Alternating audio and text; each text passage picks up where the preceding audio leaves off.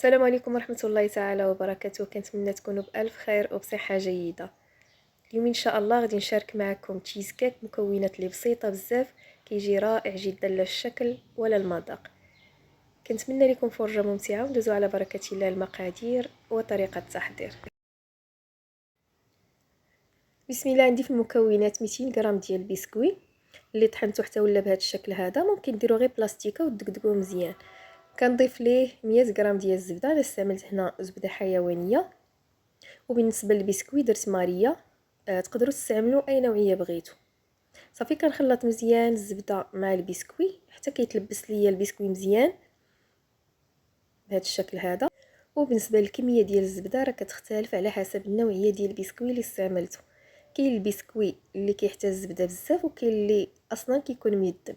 صافي هنا من بعد ما حصلت على هذا القوام هذا خاصنا نجمعوا البسكوي في يدينا ويجمع لينا بهذا الشكل هذا، باش ملي كنبغيو نقطعوا تشيز كيك ما كتفرتش لينا الطبقه ديال البسكوي. خديت هنايا مول اللي القطر ديالو 22 سنتيم، ممكن ديروا حتى 24 سنتيم راه كيجي مزيان. صافي وكنحاول نقاد فيه هاد الطبقه هذه. كندير في الاول غير سباتولا ولا شي معالقه، من بعد غادي نضغط عليها بواحد الكاس ولا اي حاجه عندكم.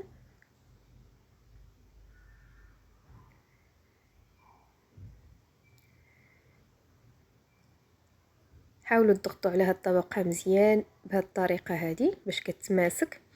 انا استعملت هاد الاداه هذه بحقيقه عمليه، خديتها من عند الناس اللي كيبيعوا لوازم الحلويات، فيها جوج جهات، جهه كبيره وجهه صغيره. نتوما الا ما عندكمش غادي تضغطوا غير بشي كاس حتى تحصلوا على طبقه اللي كتكون مقاده ومتماسكه. دابا غادي نحطها على جنب. ندوزو باش نحضروا الكريمه اللي غادي نحتاج ليها 3 معالق كبار ديال السكر. غادي نضيف ليهم 3 معالق كبار عامرين مزيان ديال النشا مع واحد المعلقه ممسوحه ديال الدقيق الابيض.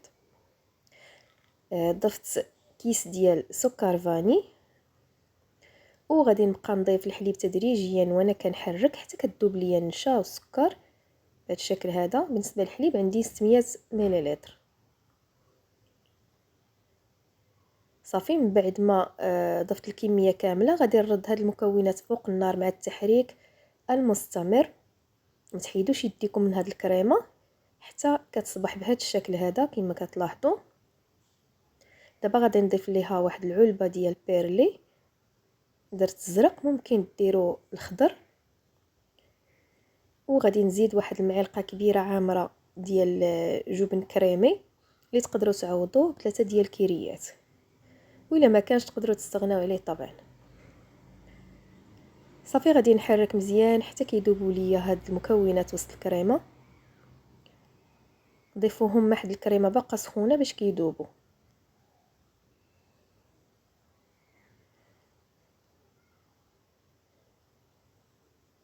صافي من بعد ما كيذوبوا كنكبهم مباشره فوق الطبقه الاولى اللي درنا ديال البسكوي. ما تخليوش الكريمه ديالكم حتى تبرد عاد ديروها فوق البسكوي مباشره، كبوها وهي باقا سخونه باش كتجي الشكل ديالها مقاد.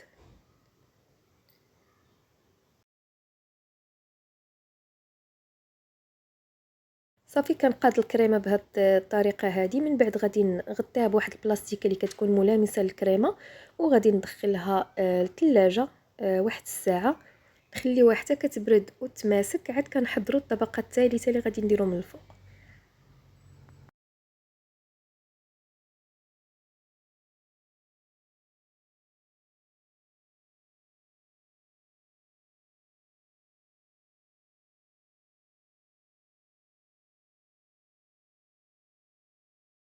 صافي هنا من بعد ما بردات ليا الكريمه غادي نحضر الطبقه الثالثه اللي خديت هنايا 500 غرام ديال الفريز. طحنت 200 غرام بهذا الشكل هذا، و300 غرام قطعتها طريفات، كل فريزه قسمتها على جوج. صافي هنايا في المرحله الاولى كناخذ 200 غرام ديال الفريز كما قلت لكم اللي مطحون، كنضيف ليه 2 معالق كبار ديال السكر. الحلاوه طبعا كتبقى على حسب الذوق. ضفت ليهم 2 اكياس ديال الفلون بنكهه الفريز مع معلقه ديال النشا.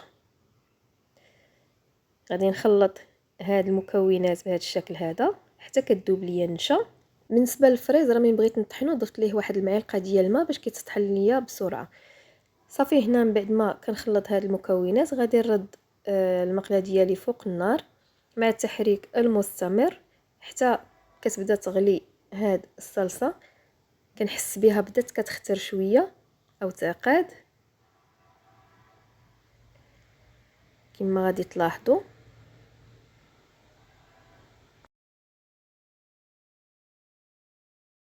طبعا النار هنا ما تجهدوش ليها بزاف، ديروها مهيله شويه وانتم كتحركوا، ضروري ما تبقاو تحركوا هاد الصلصه صافي حتى كيولي القوام ديالها بهذا الشكل هذا كما شفتوا معايا. دابا غادي نضيف ليها 300 غرام ديال قطع ديال الفريز. الا كان الفريز صغير قسموه غير على جوج، الا كان كبير شويه قسموه على 3 ولا 4. صافي غادي نخلي الفريز يطيب تقريبا 2 دقائق ولا 3 وغادي نطفي عليه النار.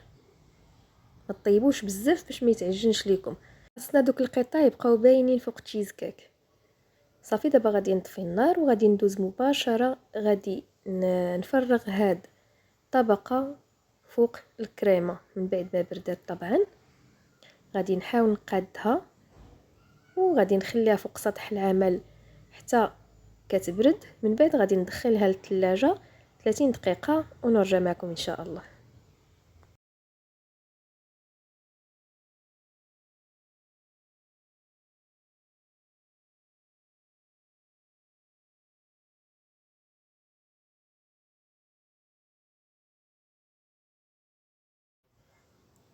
صافي هنا من بعد ما كيبرد ليا التشيز كيك انا خليته تقريبا واحد ساعه في الثلاجه. كنحيد ليه الاطار غير بشويه باش ما كيتخسرش ليه الشكل ديالو. كيبقاو لينا الطبقات مقادين بهذا الشكل هذا كما شفتوا معايا. المنظر ديالو كيجي زوين بزاف. زينته هنايا بورق الذهب. التزيين طبعا كيبقى اختياري، وهذا هو الشكل ديالو من الداخل كيجي رائع جدا. كيجيو دوك الطبقات مقادين، الكريمه كتجي لذيذه وكريميه، وكذلك الطبقه ديال الفريز تجي لذيذه بزاف. كما شفتوا معايا مكونات اللي بسيطه بدون كريمه بدون جيلاتين وبدون فرن كنحصلوا على هذه النتيجه هذه. كنتمنى الوصفه ديال اليوم تنال اعجابكم. كنشكركم على المشاهده. مع السلامه. خليكم مع الصور.